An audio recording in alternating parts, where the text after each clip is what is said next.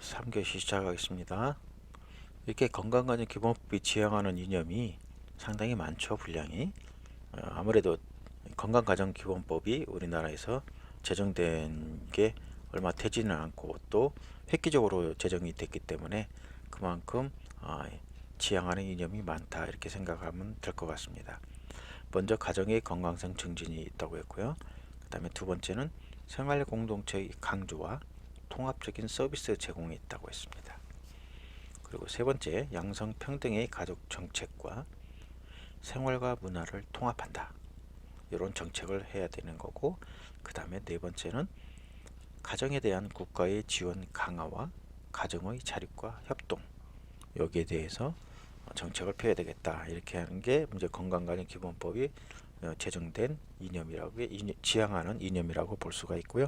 자, 마지막으로 이제 다섯 번째, 가정 문제에 대한 사전적 그리고 예방적 지원의 필요성, 이것을 볼 수가 있겠습니다. 가정에서 발생하는 문제는 한 번 발생하면 그 해결과 치료에 많은 시간과 재정적 비용이 들며 또 완벽한 치료도 어렵죠. 자, 그러므로 가능하면 문제가 발생하기 전에 지원함으로써 문제의 발생을 예방하고 되돌릴 수 있는 상태에서 문제를 해결 또는 치료하는 것이 가정의 건강성도 회복하고 가정 문제 해결에 드는 사회적 비용도 절감할 수 있습니다. 이거는 요즘 우리나라의 건강검진 같은 거 아주 의무적으로 하고 뭐 2년에 한 번씩 홀수, 짝수 이렇게 해서 막 하죠. 왜 그렇게 강조를 하면서 건강검진 미리미리 받으세요 하는 줄 아세요? 이게 건강검진을 미리미리 받아서 병을 만약에 예방을 할 수 있고 그렇게 하면은 좋죠. 개인도 좋고 나라도 좋고 모든 비용적인 면이나 모든 면에서. 근데 만약에 이거 건강검진 같은 걸 미리 예방 안 해서 병이 걸렸어요. 암이라든지 뭐가 이렇게 됐을 때 건강보험공단에서 지출되는 암 수술비라든지 입원비 이런 거, 이 지출되는 비용이 엄청나게 어마어마하다 이거죠. 그래서 차라리 미리미리 예방을 하자. 그래서 건강검진을 경련제로 이렇게 꼭 의무적으로 받아라. 그리고 몸에 이상이 있으면 미리미리 예방을 하고 또 조금 진도가 나가기 전에 치료를 해서 건강한 삶을 살아라. 그게 결국 뭐예요? 사회적 비용이 덜 들어간다는 얘기예요. 따져보니까. 그러니까 예전에는 건강검진을 니네 개인들이 알아서 하든지 말든지 이렇게 했는데 요즘은 안 그렇죠. 언제 문자가 꼭 옵니다. 언제까지 건강검진을 하세요. 그리고 또 거기서 또 좀 더 이상 있으면 또 더 정밀 검사를 받아보세요. 이렇게까지 합니다. 그래서 다 그거는 건강보험공단에서 비용이 지출되죠. 그 건강보험공단은 그 비용을 어디서 나와요? 우리가 돈 다 내잖아요. 건강보험료. 예. 그래서 미리미리 예방을 하는 게 사회적 비용이 덜 든다. 그래서 건강검진이라든지 이런 걸 미리미리 하라. 이런 얘기입니다. 그리고 여기서도 문제가 마찬가지예요. 건강관리기본법에서도 가능하면 문제가 발생하기 전에 지원을 함으로써 문제의 발생을 예방을 하고 되돌릴 수 있는 상태에서 문제를 해결 또는 치료하는 게 가정에서도 중요하다.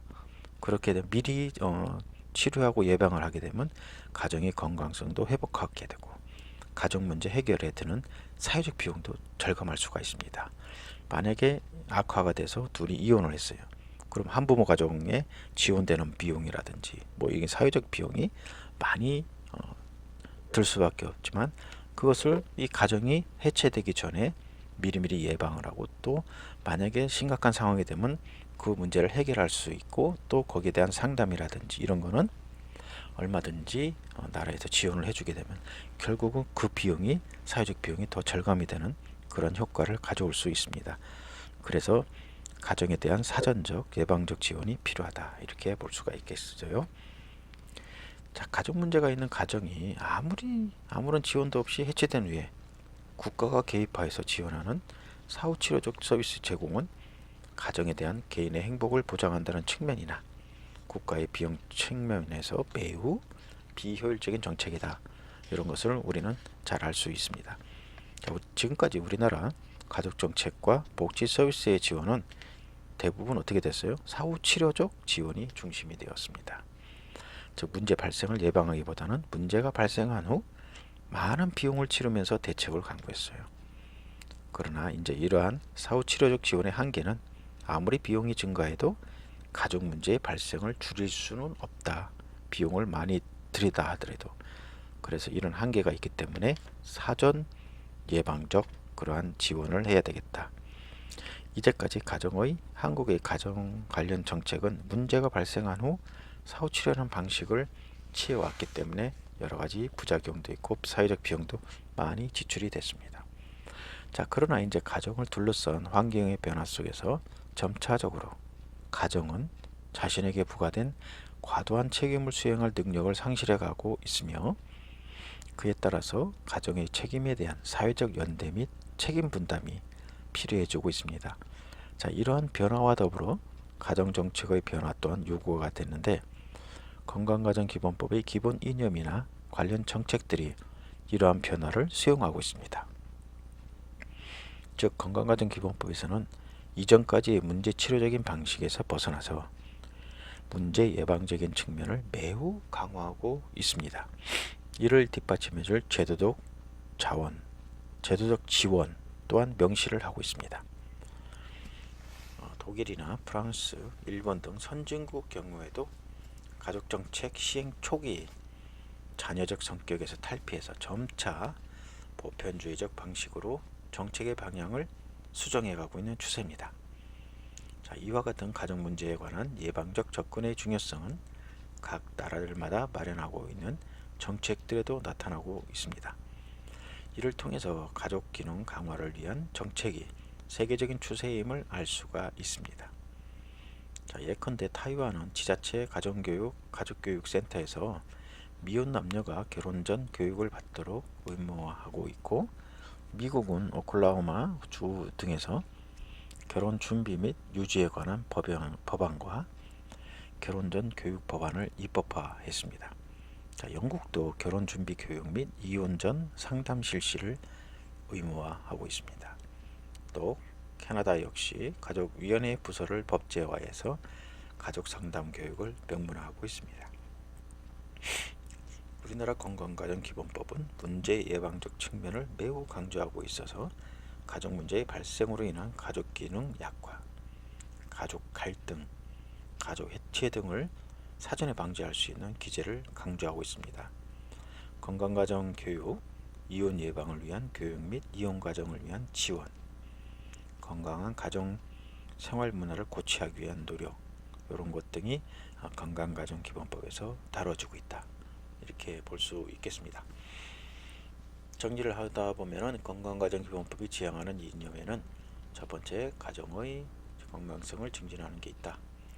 두 번째는 생활공동체의 강조와 통합적인 서비스를 제공하는 데 있다. 양성평등의 가족정책과 생활과 문화를 통합하는 정책을 해야 된다.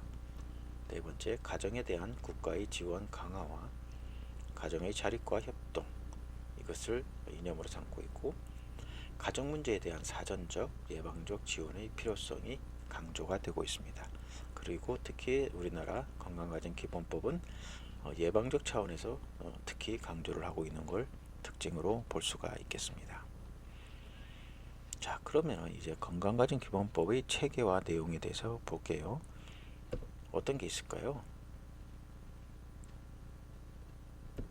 이거는 세부적인 게 이 뒤에 다 나오네요. 통합적인 거, 양성평등, 가족정책과 문화를 통합하는 정책,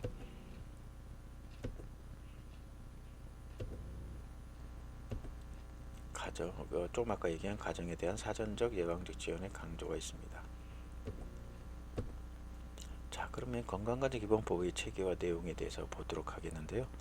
먼저 이제 건강가정기본법의 체계는 어떤 게 있나? 2004년 우리가 제정할 당시에 건강가정기본법은 어떻게 구성이 되어 있냐면 총 5장 36조 이렇게 되어 있습니다. 건강가정기본법은 본법과 건강가정기본법 시행령, 그 다음에 시행규칙 이렇게 크게 세 섹터로 이제 구성이 되어 있고 총 5장의 본칙과 부칙이 있습니다. 그리고 1장은 총칙으로 법의 총론적인 성격을 규정하고 있고 2장은 건강가정 정책으로 기본계획의 수립에 관한 내용을 제시하고 있고 3장은 건강가정 사업으로 가정의 건강성 증진을 위한 구체적인 사업들을 다루고 있고 4장에는 건강가정 전담 조직 등으로 전문 인력에 관한 내용을 그리고 5장은 보칙으로 보조금과 과태료 이런 내용을 규정하고 있습니다. 한번 볼까요? 건강관리 기본법 이건 본법입니다. 본법 몇 장으로 나눠져 있다고요? 5장이라고 했죠. 자, 1장 총칙, 2장 건강가정 정책, 3장 건강가정 사업,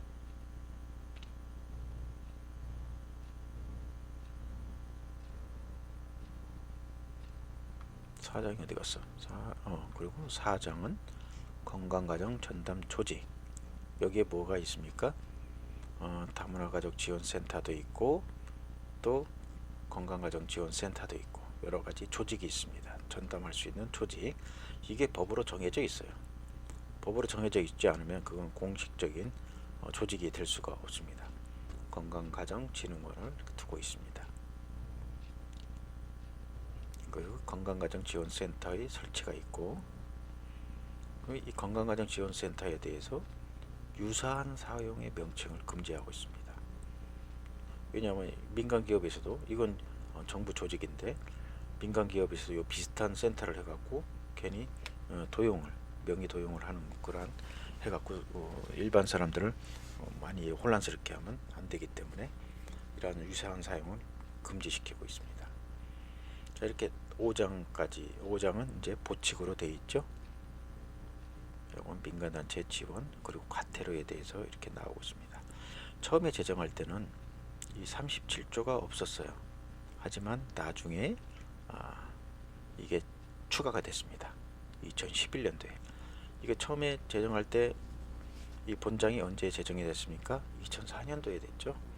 2005년 1월 1일부터 시행이 됐는데 2004년도에는 이 과태료라는 조항이 없었습니다.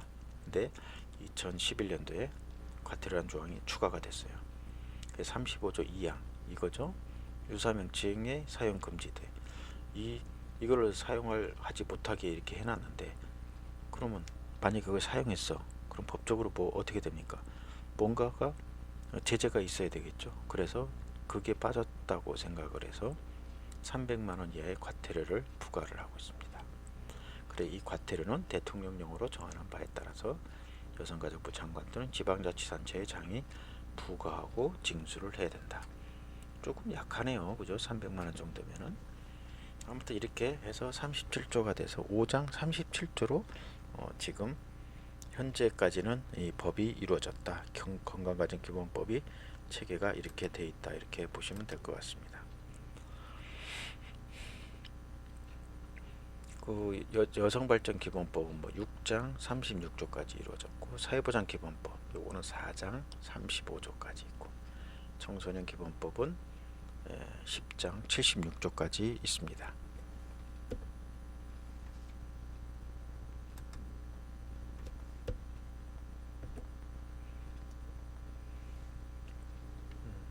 자, 여기 건강가정기본법은 건강가정기본법 그 다음에 건강가정 시행령이 있어야 되고 그 다음에 규칙이 꼭 있어야 됩니다. 세부 규칙이 있어야 되겠죠. 그래서 건강기본법은 5장 본칙, 분칙 있습니다. 총칙 이건 총론적인 성격이고 건강가정 정책 기본계획 수립이고 2장입니다. 3장에는 건강가정 사업, 4장에 조직, 5장에 보칙이 있습니다. 보조금과 과태료, 그 다음에 부칙 이렇게 정의가 되고 있고요. 체계는 이렇게 되어 있습니다. 자, 그러면 건강가정기본법은 헌법 위일까요? 하위일까요? 하위 법률이다. 우리나라에서 상위 법률은 헌법밖에 없어요. 헌법보다 위에 있는 법률은 없습니다. 모든 법률이나 민사법, 형사법 이런 거 다 헌법 밑에 있는 겁니다. 한 단계 밑에 있는 거예요. 하위 법률입니다. 그리고 하위 법률이지만은 건강가정기본법입니다. 기본이 되는 법률이라 이런 성격을 갖고 있고요. 가정에 대한 새로운 패러다임의 통합적인 법률이고, 건강가정기본법은 가족 정책에 관련된 선언적인 내용들과 구체적인 사업의 내용을 함께 갖고 있습니다. 그래서 기본법적 성격과 사업법적 성격을 함께 가지고 있는 것이 바로 건강가정기본법의 성격이다, 이렇게 볼 수가 있겠고요. 변화는 어떻게 되고 있었나? 법 주관의 변화가 있는데, 법 주관 부처의 변화, 처음에는 보건복지부에서 시작을 해서 건강가정기본법의 주관 부처는 그동안 정부가 변함에 따라서 2005년에 처음 시작할 때는 보건복지부였는데 2005년 3월 달에 2달 만에 여성가족부로 옮겨갔습니다. 그래서 그 다음에 보건복지가족부 명칭이 바뀌었죠. 그리고 난 다음에 2010년에는 또 여성가족부, 이렇게 갔습니다. 아마 이게 2022년도에는 또 어디로 갈까, 한 줄이 더 생길 것 같습니다. 자, 이처럼 법을 맡아서 실행해야 하는 주관부처가 자주 변경된 것은 법의 실행 및 가족정책의 일관성을 유지하고 발전시키는데 긍정적일까요? 부정적일까요? 일관성이 좀 없는, 그러게 좀 부정적인 영향을 미치고 있다, 이렇게 조금 안타까운 얘기죠. 이번에 또 변할 거로 생각하고, 그러면 뭐 형사법이나 이런 거는 법무부 소속 뭐 이러면서 딱 정해져 있잖아요. 딴 데는 안 가잖아요. 근데 이거 건강가정기본법은 조금 시대에 따라서 이렇게 갔다가 저렇게 가고, 아무튼 그런 우여곡절을 좀 겪고 있습니다. 자, 그리고 아까 과태료가 있는 걸로 해서 37조가 하나 더 늘었다고 했죠. 그게 언제라고 했습니까? 2011년도라고 했죠. 2011년도에 이제 일부 개정이 이루어졌습니다. 어떤 거냐? 2012년부터 시행된 법적 근거를 마련하고 건강가정위원회의 폐지, 건강가정지원센터의 유사명칭 사용을 금지, 이렇게 했습니다. 2011년도에 건강가정기본법은 자녀를 양육하는 가정에 대한 국가 및 지방자치단체의 자녀 돌봄 지원을 강조하고 있어요. 자, 그래서 이러한 법의 취지에 따라서 2006년도부터 각 건강가정지원센터에서는 아이 돌보미 사업을 시행을 했습니다. 아이 돌보미 사업을 법적 근거를 만들었어요. 그래서 주민들로부터 큰 호응을 받았고, 이에 아이 돌보미 사업에 관한 법적 근거 마련을 위해서 자녀 양육 지원의 강화, 이것을 개정을 했고요. 또 2008년부터 시작한 새 정부는 각종 위원회가 과다함을 들어서 정부의 각종 위원회를 폐지하면서 건강가정기본법 제13조 14조에 명시된 건강가정정책위원회를 폐지했습니다. 자, 이와 함께 건강가정기본법에 따른 센터가 아니면 건강가정지원센터라는 유사명칭을 사용할 수 없도록 규정을 했어요. 그리고 이를 어길 때 과태료를 부과할 수 있는 제37조를 개정했습니다. 이게 2011년 일부 개정이고요. 다음 2014년도에 또 일부 개정을 했는데 2015년부터 시행된 개정안은 한국건강가정진흥원의 설립에 관한 것입니다. 건강가정지원센터는 건강가정기본법 제35조에 중앙, 시, 도 및 시군구에 설치하도록 되어 있으며 2005년 1월 중앙건강가정지원센터가 설립되었습니다. 중앙건강가정지원센터는 여성가족부의 지휘감독을 받으며 민간단체에서 운영을 맡고 있었지만 그 법적 지위를 보장받기 위해서 어떻게 했냐? 한국건강가정지원원 설립을 했습니다. 이거에 그래서 법으로 딱 규정을 해놨어요. 자, 그리고 2016년에는 위기가족 긴급지원이 법의 개정이 이루어졌습니다. 위기가족 긴급지원, 위기가족 긴급지원에 관한 정보의 이용, 위기가족 긴급지원에 대한 비용의 지원, 여기에 관한 내용을 신설해서 위기가족에 대한 아이 돌봄 지원 및 가족 돌봄, 그리고 가족 상담 등을 통한 가족의 심리, 정서 지원 및 법률 구조와 의료 구조 등을 지원하도록 개정을 했습니다. 그리고 건강가정기본법 시행령 및 시행규칙의 변화가 있는데 건강가정기본법의 개정에 따라서 시행령 및 시행규칙을 개정해서 법의 구체적인 시행이 가능하도록 했습니다. 이렇게 건강가정기본법이 변화가 됐다, 이렇게 보시면 될 것 같아요. 자, 내용은 어떻게 볼까요? 보시면은 아까도 1교시, 2교시 때도 건강가정기본법 총본을 제가 보여주면서 설명을 드렸습니다. 처음에는 뭐예요? 총칙이 있죠? 1장. 법령의 총칙이라는 것은 뭐냐면 법령 전체에 관한 원칙적이고 기본적인 사항을 말하며 총칙적 규정으로는 목적 규정, 정의 규정, 해석 규정 등과 인용 규정이나 책무 규정 등을 들 수 있지만 총칙에서 어떤 사항을 규정할 건가는 실제 법령을 제정할 때 정할 수도 있습니다. 자, 이렇게 돼 있고 총칙에는 1장, 1조 목적이 있고요.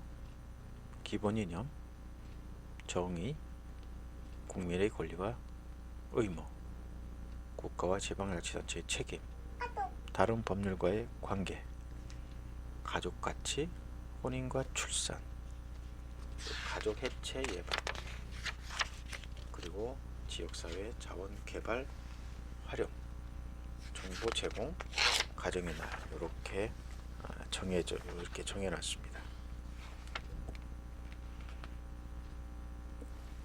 건강가정기본법 제1장에는 1조 목적이 있다고 했고요. 건강한 가정생활을 영위하는 것, 국민의 권리, 의무, 국가의 책임, 지원이고 건강가정을 구현하는 데 있습니다. 목적은. 기본 이념은 아까도 얘기했습니다. 저번 시간에도 가정은 개인의 기본적 욕구를 충족하고 사회통합을 위해서 기능을 해야 된다. 그리고 정의가 있었죠. 3조 가족이나 가정, 건강가정, 건강가정사업 정의를 했습니다. 옆에 화면을 보세요.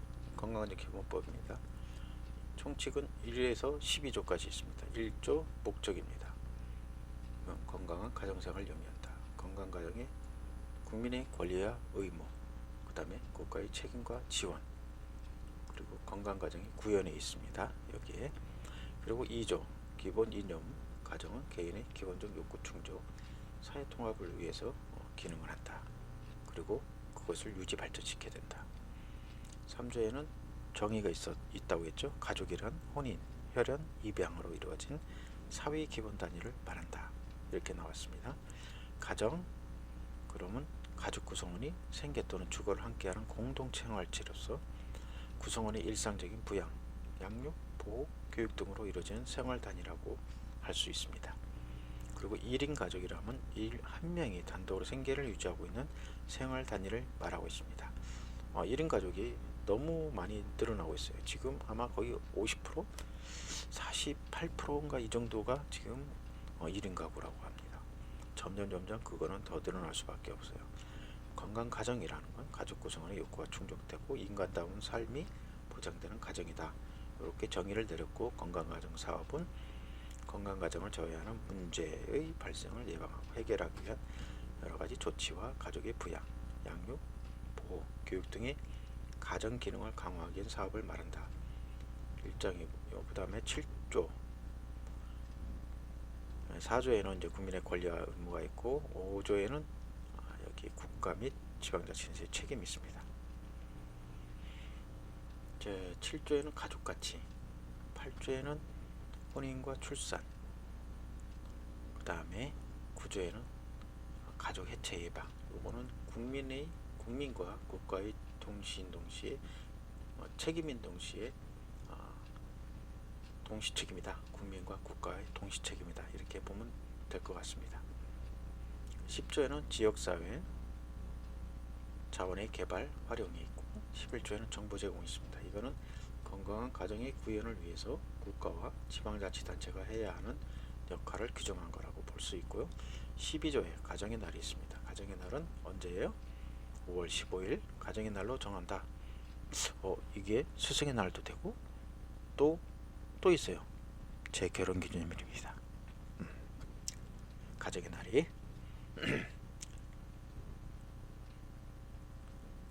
가족의 정의를 보게 되면은 아까 여기 3조에 보면 가족의 정의가 나왔다고 했죠.